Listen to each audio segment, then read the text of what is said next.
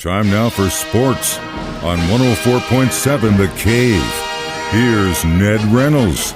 Mike, the intern, Ned Reynolds, in the studio on a Tuesday morning. So when it comes to gambling and being in sports, it's kind of a gray area. You can do it. Sometimes you can't. Definitely not in your own sport, and it doesn't matter if it's college or pro. A little bit of a scandal going on in college baseball, isn't there? Yeah, and I'm afraid it's more than just a little bit, too. This is burgeoning into a very deep, ingrained circumstance. It is college. 2 weeks ago, University of Alabama baseball team played LSU in a very big conference series, and there were bets made on the game. Well, the central agency that looks over all questionable bets looked at this one in Cincinnati, and that's where this organization's headed, and said, wait a minute, there's something wrong here. And they took those games right off the board, said, cancel all bets. Did an investigation and discovered there were some irregularities, and just a few days later, Alabama fired their baseball coach, Brad Bohannon. Out. Okay, gone. Nothing further has been coming from that investigation except that yesterday, the University of Iowa had their baseball. They played Ohio State over the weekend. 4 of their regulars sat out because they were suspended for rules violations. The rumor is betting on games that they're not allowed to bet on. That was followed a few hours later by Iowa State baseball program. What on earth is going on here? Well, this is that can of worms that many said might happen if you allowed betting and opened up your states to doing that. I disagree. I think it allows the public much more of an identification with the sport that's going on. There's always going to be some little thorn in the side somewhere, but if the feds get this taken care of and find out what the circumstances were, well, you're going to see some very distinct punishment.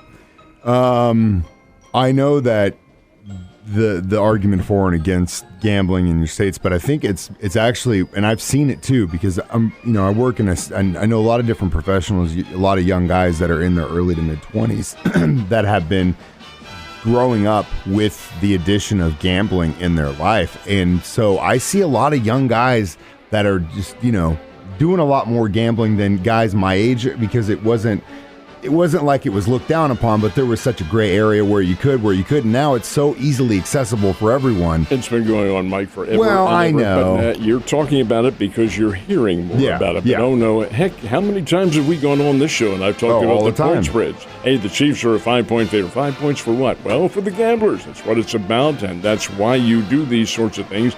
That part of it is legal, not in this state. You can't do it, and Missouri hasn't approved it yet.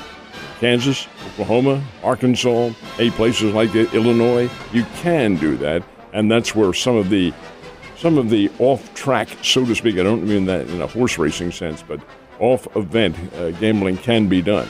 I think it eventually will come into Missouri, but it's not here yet. I'll tell you right now, it's not just college baseball, and I guarantee you there's college athletes all across the country that are doing it. That's where Iowa State was involved. Yeah. So I think it's just going to get worse. We'll see, though. Hopefully they can figure it out. But, not looking too good. Speaking of not looking too good, the catastrophic situation at Churchill Downs has definitely cast a shadow on the Preakness coming up, hasn't it? It has. 7 thoroughbreds, of course, died over the past week at Churchill Downs. Several of them were, of course, track training fractures and so forth and so on, but there were some that were just totally unexplained, in which the horse at the end of the race passed away. And you can't have that sort of thing without some kind of an investigation going on. Well, right now there are no answers other than the fact that Forte, who had been the favorite and then was scratched, will not be eligible to run in the Preakness, and that's coming up in 2 weeks. Now, why won't that horse be eligible? Is it because he was scratched? Well, yes, in a sense. When you're scratched at Kentucky Derby, the Kentucky Racing Commission says you have 14 days on that list. It's automatic. You're placed on that list, so any disease or whatever the situation might be investigated and healing takes place.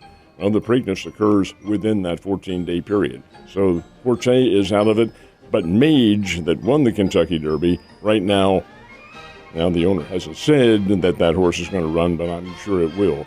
And the Preakness Stakes is a smaller field than Kentucky Derby. So we'll see what happens, but it is coming up in a couple weeks. And yes, that cloud remains very much intact. And we'll be watching what happens at that race. So let's talk about some playoffs, more specifically hockey.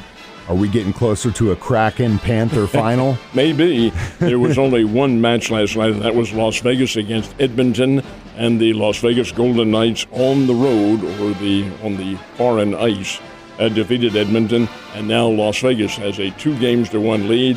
More series coming up tonight. Be interesting to see if the Knights actually go too, because I was in Las Vegas and met that whole team. They came through where we were staying at and did the nice little fan tour. 'Cause we walked outside, saw all these Knights fans like, what are these hockey guys doing down here? We're nowhere near the stadium. And then all of a sudden a bus pulls up and all these guys get out with hockey sticks. I was like, oh, I'm sticking around for this. So yesterday I read an article basically saying that a lot of people, or maybe people in the organization, are blaming some of the woes the St. Louis Cardinals are going through on the fact that Yadier Molina is no longer with the team.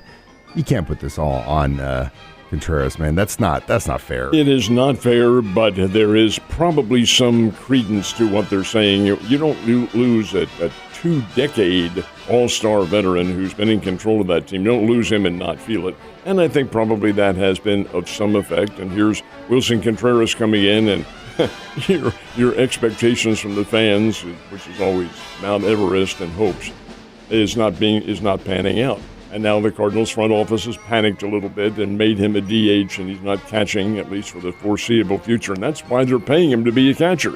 Well, anyway, last night at Wrigley Field, which is from whence he came, and we'll throw the meteorology into this very quickly. Watching the game, and down here, we're 80, 81 degrees, 82. It's about 40 in Chicago, and the fans are there bundled up, and you can see the breath blowing out, and oh boy, it was not pretty. Anyway, Cardinals get a win, 3-1, and who drives in 2 of the 3 runs? Wilson Contreras. And does he make any gestures to the fans? He says, yeah, keep booing me. Come on, I love it, and all that sort of thing. He was the DH last night. All right, Cardinals do get a win. That's 2 straight wins now. Miles Michaelis strikes out 7 in 4 1/3 innings, and then ran out of gas. And they bring in the relief corps. Chicago Cubs are about a 500 team, and they're a little bit below that right now. They're not a great team at all. I don't even recognize some of the names of the players on that. This is not the Cubs of the past. But they were unable to muster any kind of rally, and the Cardinals make it 2 in a row. They are now 12 games under the 500 mark, they being the Cardinals. Royals, how about this? MJ Melendez, who is one of the young, maybe potential superstars on that ball club, had 4 RBIs last night. And the Royals beat the Chicago White Sox 12-5. Zach Greinke gets the victory. Helps when your team's up by a lot of runs for the pitcher. But then Greinke will take that any day. But the Royals now have 2 wins in a row. What is this? Missouri's coming back. We got double digits for the Royals now, which I love to hear. All right, let's talk about college baseball again, more specifically the baseball Bears. How many games before the conference tournament? Well, they have 2 series before that. They go to Southern Illinois this weekend, and then Indiana State comes here to close out the regular season.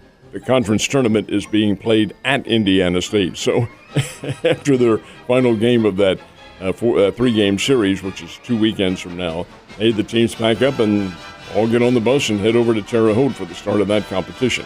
All right, the Bears have 1 non-conference game remaining, and that is tonight at Hammons Field. Going to take on Lindenwood. This is pretty interesting. Lindenwood heretofore had been at first an NAIA school and then an NCAA Division II school. Now they are D1.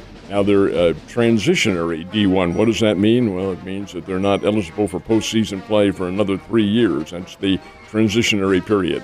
But Lindenwood is in the Ohio Valley Conference. They're playing a Division I schedule, and they're here for a 6:30 game.